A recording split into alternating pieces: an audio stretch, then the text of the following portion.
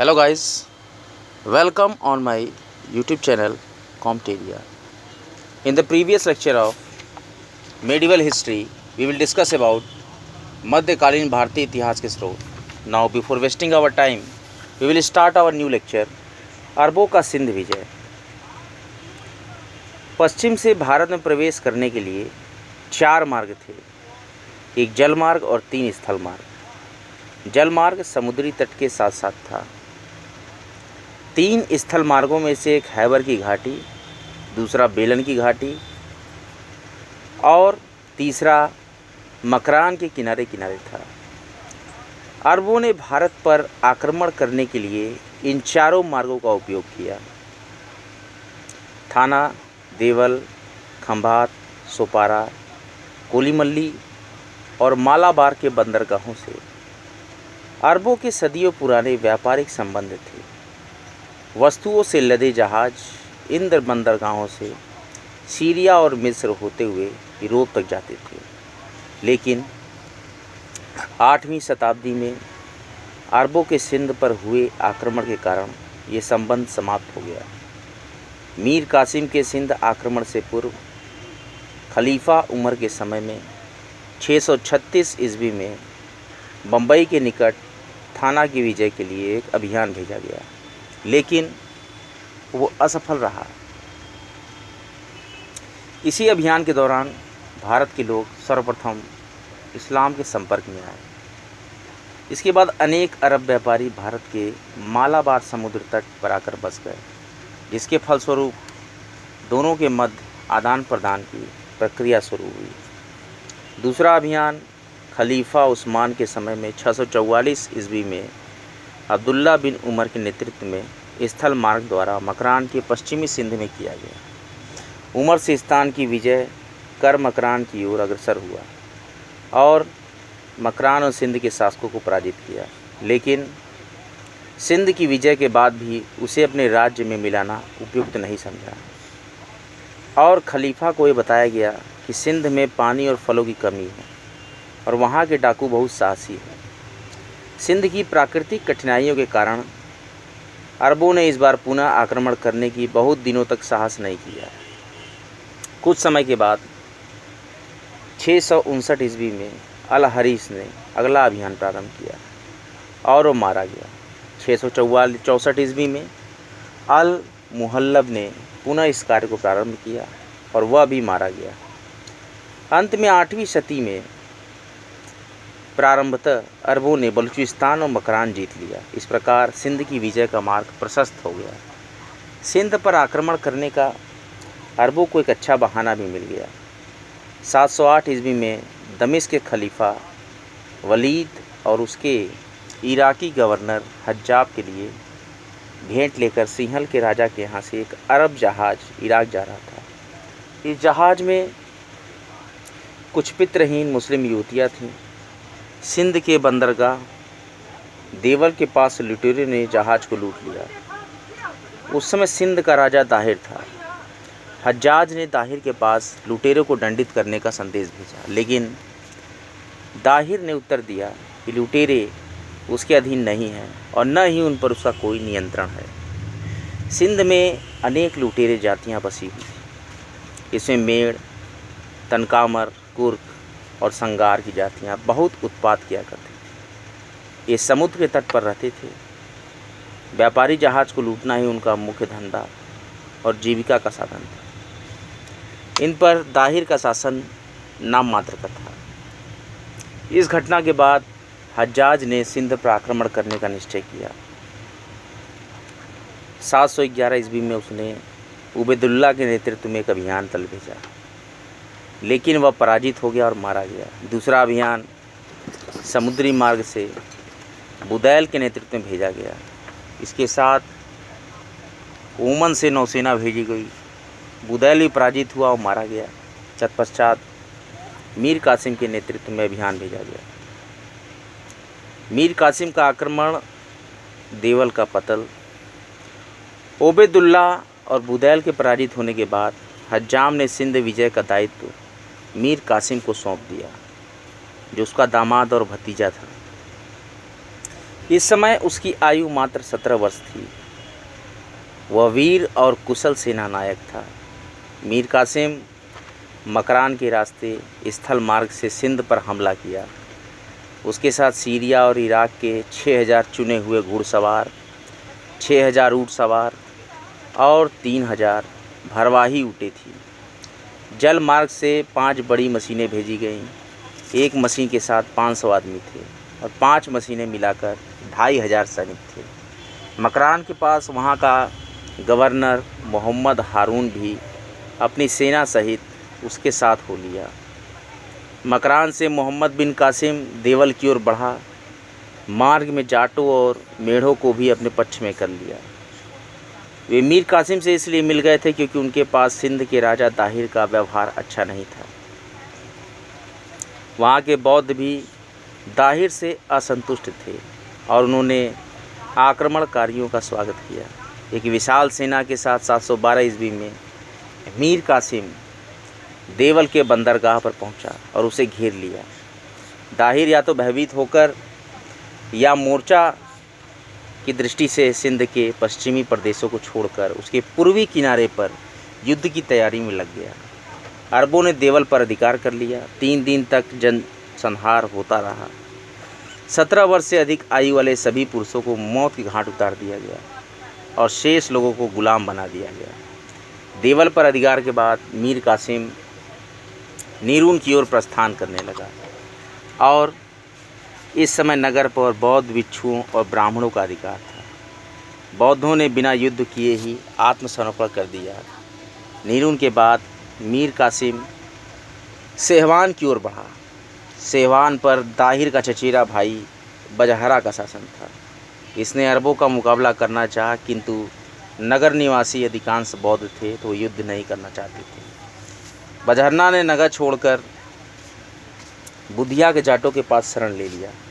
सेहवान के निवासियों ने नगर अरबों को सौंप दिया और जजिया देना स्वीकार कर लिया। सेहवान से कूच कर मीर कासिम जाटों पर आक्रमण किया, क्योंकि जाटों ने बजहरा को शरण दिए थे। बजहरा ने जाटों की सहायता से मीर कासिम का मुकाबला किया, लेकिन वो मारा गया।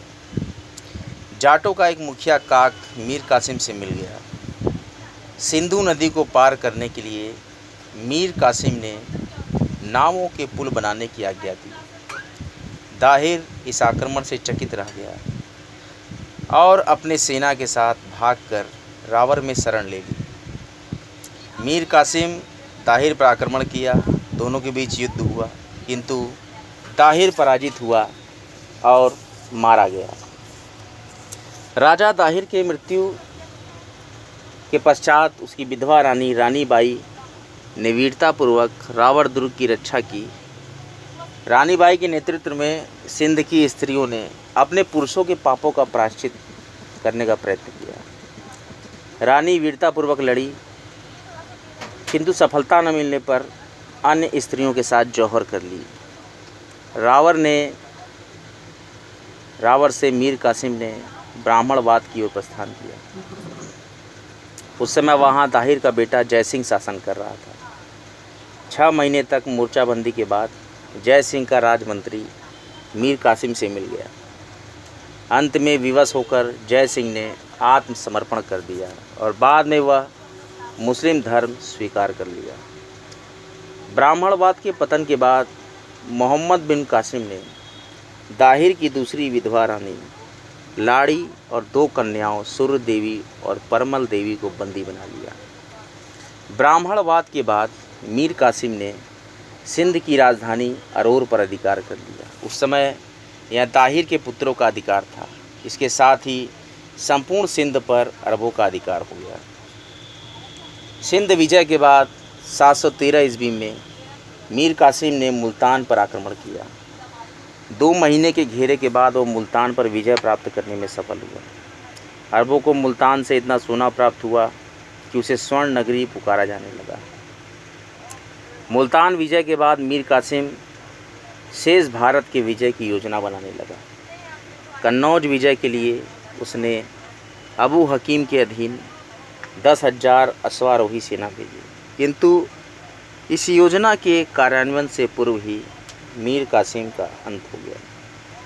मीर कासिम की मृत्यु और पश्चिमी भारत के अन्य क्षेत्रों पर अरबों की असफलता के कारण 714 ईस्वी में खलीफा वलीद की मृत्यु के बाद नया खलीफा सुलेमान बना। वो हज्जाज का शत्रु था। मीर कासिम हज्जाज का भतीजा और दामाद था। इस कारण सुलेमान को उससे भी द्वेष था।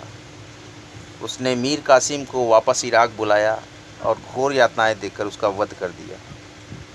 मीर कासिम की मृत्यु के संबंध में घटनाओं के विषय में मतभेद है। चचनामा के अनुसार दाहिर की 2 पुत्रियां सूर्य देवी और मरमल देवी को, जिसे मीर कासिम ने ब्राह्मणवाद के पतन के बाद प्राप्त किया था, खलीफा सुलेमान के पास भेंट के रूप में भेजा। उन्होंने खलीफा से शिकायत की कि वह मोहम्मद बिन कासिम पहले ही उनके सतीत्व को नष्ट कर दिया है, अतः खलीफा क्रुद्ध होकर मीर कासिम को मार डालने की आज्ञा दी। चचनामा की उपयुक्त उल्लेख की सत्यता पर कुछ विद्वानों को संदेह है। मीर कासिम की मृत्यु के बाद भारत में अरबों का विस्तार शिथिल पड़ गया। अनेक सरदार स्वतंत्र हो गए। जय सिंह ने पुनः ब्राह्मणवाद पर अधिकार कर लिया। सुलेमान के पश्चात उमर द्वितीय खलीफा बना। उसके समय में जय सिंह ने मुस्लिम धर्म स्वीकार कर लिया। अगला खलीफा हिशाम बना। इसके समय में जय सिंह ने इस्लाम धर्म त्याग दिया। हिशाम के समय में जुनैद सिंध का गवर्नर नियुक्त किया गया। पुनः एक बार भारत में अरब सत्ता को विस्तारित करने का प्रयास किया। उसने एक युद्ध में जय सिंह को कैद करके मार डाला। जय सिंह के अंत के साथ ही सिंध से हिंदू के राजवंश का अंत हो गया।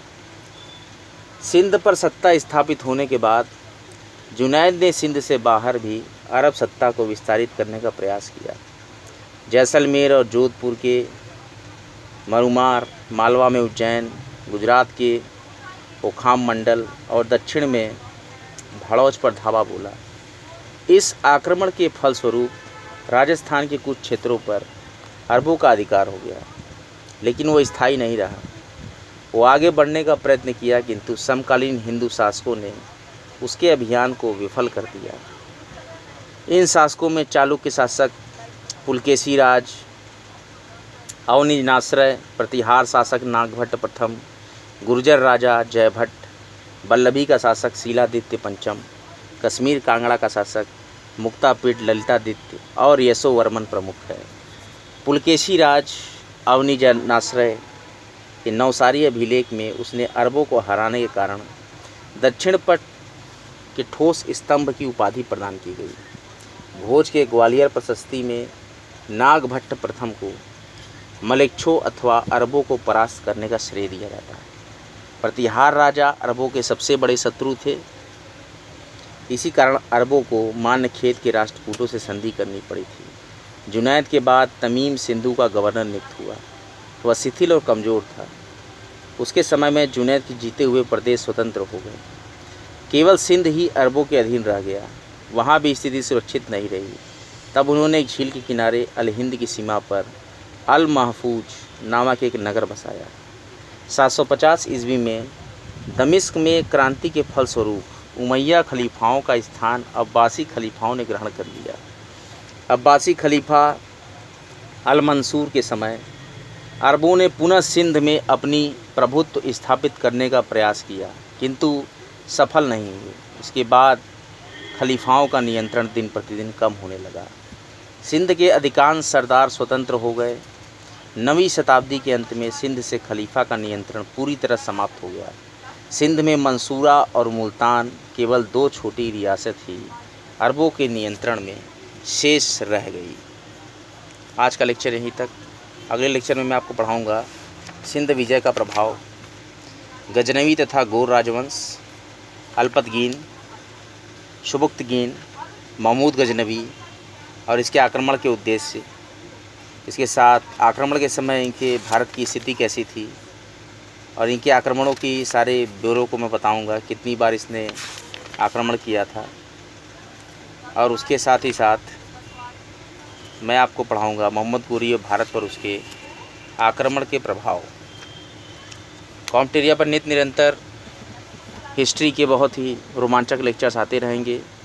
यूपी ट्रिपल एससी पीईटी और यूपी पीसीएस, यूपीएससी और ऑल स्टेट पीएससी एग्ज़ाम्स के लिए, बीपीएससी, 7 जेपीएससी, 67 बीपीएससी, एमपीपीएससी के जो अपकमिंग एग्ज़ाम्स हैं, preliminary, UP triple SC PET के एग्ज़ाम्स में काफ़ी क्वेश्चंस हिस्ट्री से भी सिलेबस में दिए गए हैं। तो कॉम्टेरिया को बराबर सुनते रहें। चैनल को लाइक करें, सब्सक्राइब करें, बेल आइकन को ज़रूर प्रेस कर दें। वैक्सीनेशन ज़रूर से कराएं। पर्यावरण की सुरक्षा करें। विश्व पर्यावरण दिवस आने वाला है, तो प्रकृति के महत्व को समझिए। एक वृक्ष ज़रूर लगाएं। ज़्यादा से ज़्यादा चैनल को लाइक करें, सब्सक्राइब करें, वीडियोस को ज़्यादा से ज़्यादा शेयर करें। डिस्क्रिप्शन लिंक से इंपॉर्टेंट पीडीएफ डाउनलोड करना ना भूलें। कॉम्पिटिटिव लेक्चर देखने के लिए आपका बहुत बहुत धन्यवाद। हर हर महादेव।